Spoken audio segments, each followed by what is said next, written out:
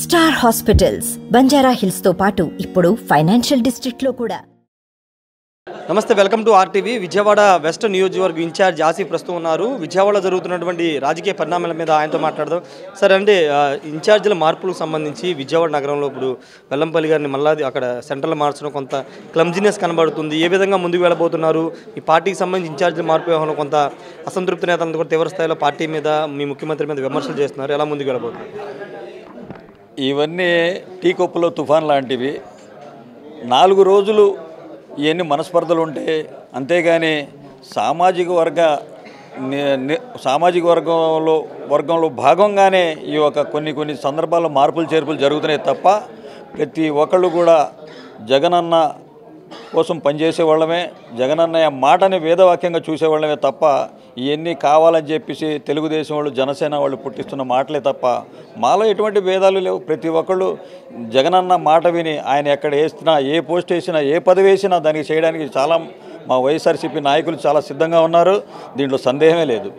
అంటే ఇక్కడ వెస్ట్ నియోజకవర్గానికి సంబంధించి చూస్తే కనుక ఇక్కడ వెల్లంపల్లి గారు ఇప్పుడు సిట్టింగ్ ఎమ్మెల్యేగా ఉన్నారు. ఆయన సెంట్రల్ మార్చారు. బయట ఒక ప్రచారం జరుగుతుంది, ఆయనకి సెంట్రల్ వెళ్ళడానికి ఇష్టం లేదు, మళ్ళీ వెస్ట్ నియోజకవర్గాన్ని అడుగుతున్నారు దిష్టాన్ని ఒక ప్రచారం జరుగుతుంది. అయ్యా, అలాంటిది ఏం లేదండి. జగన్మోహన్ రెడ్డి గారు సెంట్రల్ నియోజకవర్గానికి వెల్లంపల్లి శ్రీనివాసరావు గారికి వేయడం జరిగింది. అలాగే నన్ను పశ్చిమ నియోజకవర్గానికి వేయడం జరిగింది. దాంట్లో ఆయన అందరినీ కార్పొరేటర్లందరినీ కలిసి మాట్లాడుకుంటున్నారు. ఆయన అక్కడ వెళ్ళి మల్లాది విష్ణు గారితో మాట్లాడారు. అన్నీ ఆయన పనులు ఆయన చూసుకుంటున్నారు.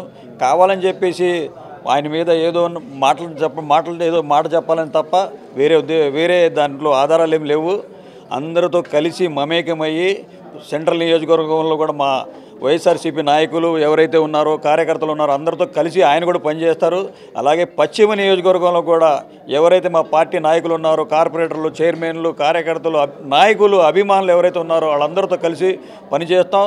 2 నియోజకవర్గాల్లో కూడా వైఎస్ఆర్సీపీ జెండా రెపరెపలాడిస్తాం. జగన్మోహన్ రెడ్డి గారికి 2 నియోజకవర్గాలు కూడా కానుకగా గెలిపే జయంగా పనిచేస్తూ ఆయనకి కానుకగా ఇస్తామని చెప్పేసి మీడియా ద్వారా తెలియపరుచుకుంటున్నాను. ఎంతవరకు వెల్లంపల్లి మీకు సపోర్ట్ చేసే అవకాశం ఉందనుకుంటున్నారు? సపోర్ట్ చేసి దాని మీ గెలుపుకు సంబంధించి నాకు వెల్లంపల్లి గారు సపోర్ట్ చేస్తారు అని మీరు అంటున్నారు, కానీ ఆయన నాకు సపోర్ట్లోనే ఉన్నారు. ఆయన ప్రతిసారి ఆయనతో మాట్లాడడం, ఆయనకి వెళ్ళి కలవడం, ఇక్కడ నాయకులందరితో కలవడం, నేను కార్పొరేటర్ల గారితో కలవడం, అలాగే మేయర్ గారితో కలవడం. ఆయన నాకు వెళ్ళి, ఆసిఫ్ నువ్వు ఇక్కడ అందరూ మా పార్టీ వాళ్ళందరూ నువ్వు వెళ్ళి కలువు, నేను నీకు తోడుగా ఉంటాను, మన ఇద్దరు గెలవాలి అనే ఒక మంచి జయంతో ఆయనే నాకు భుజం తట్టి పంపిస్తున్నారు. ఆయన నాకు సహకరిస్తారు, నేను ఆయనకి సహకరిస్తాను. అవసరమైతే నేను అక్కడికి వెళ్ళి పనిచేస్తాను, ఆయన నాతో కలిసి పనిచేస్తారని చెప్పేసి దాంట్లో సందేహమే లేదు.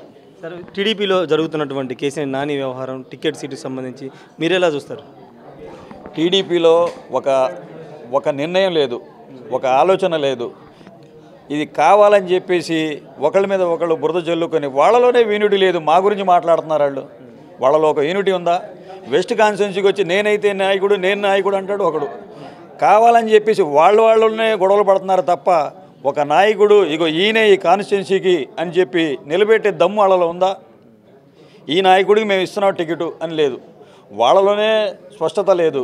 వాళ్ళు ప్రజలకు ఏం చేస్తారు? ఇంకా ఇప్పుడు కేసినేని నాని అని కొంతమంది అంటారు, కేసినేని చిన్ని అని కొంతమంది అంటారు, ఇక్కడ జలీల్ ఖాన్ అని ఒకళ్ళు అంటారు, బేగ్ అని ఒకళ్ళు అంటారు, ఇక్కడ బుద్ధాయంకన్ అని ఒకళ్ళు అంటారు, నాగుల్ మీరా అని ఒకళ్ళు అంటారు.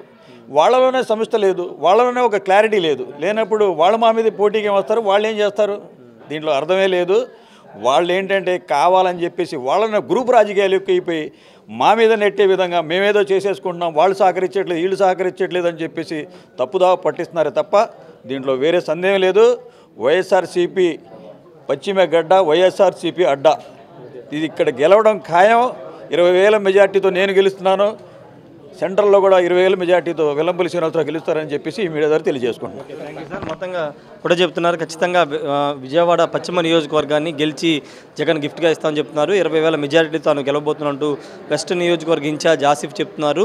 తెలుగుదేశం పార్టీలో గ్రూపు తగాదాలు ఉన్నాయి, ప్రతి ఒక్కరు సీటు ఆశిస్తున్నారు, గ్రూపు తగాదాలు ఉన్నాయి కాబట్టి ఆ పార్టీతో మాకు ఎలాంటి ఇబ్బంది లేదని చెప్తున్నారు. ఖచ్చితంగా రాబోయే ఎన్నికల్లో అటు సెంట్రల్ ఇటు పశ్చిమ 2 నియోజకవర్గాలు కూడా గెలిచి జగన్ గిఫ్ట్గా ఇస్తామని విజయవాడ పశ్చిమ నియోజకవర్గ వైసీపీ ఇన్ఛార్జ్ ఆసిఫ్ చెప్తున్నారు. Camera person ప్రసాద్తో Rayesh RTV, Vijayawada నుండి. మరిన్ని వీడియోస్ కోసం ఛానల్ ని సబ్స్క్రైబ్ చేయండి, లేటెస్ట్ అప్డేట్స్ కోసం వాట్సాప్ ఛానల్ ని ఫాలో చేయండి అండ్ లింక్ డిస్క్రిప్షన్ లో ఉంది.